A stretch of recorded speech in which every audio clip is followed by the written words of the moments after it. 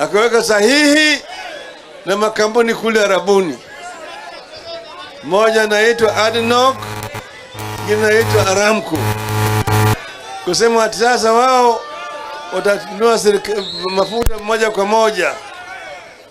Pili, manake ya makampuni ni washirika ya serikali ya nchi hizo, Saudi Arabia na Emirates.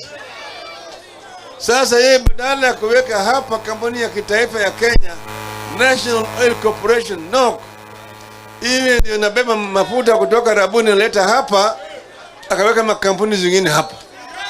Mmoja inaitwa Oryx, ingine inaitwa Gulf Energy, ingine inaitwa Galana. Hizo makampuni ambazo hazijulikani sawa sawa. Amewacha makampuni kama Shell, kama Total, amewacha kampuni ya serikali hapo, amewacha nje.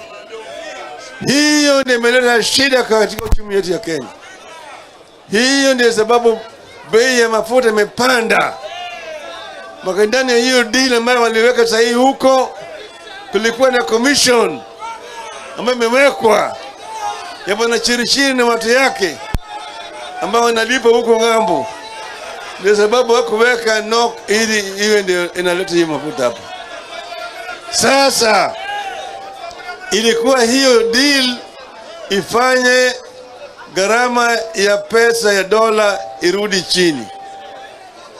Manake wakati walipoingia kwa serikali, dola moja ilikuwa inanunuliwa na shilingi 120.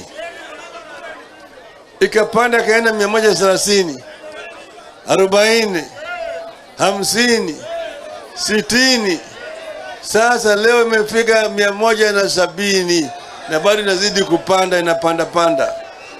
Ikifika mwezi wa Mei itakuwa shilingi 200 kwa dola moja.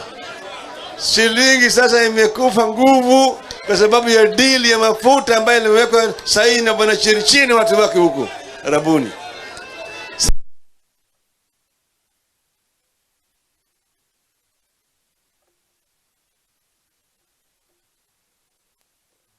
Zao kupitia bandari ya Dar es Salaam.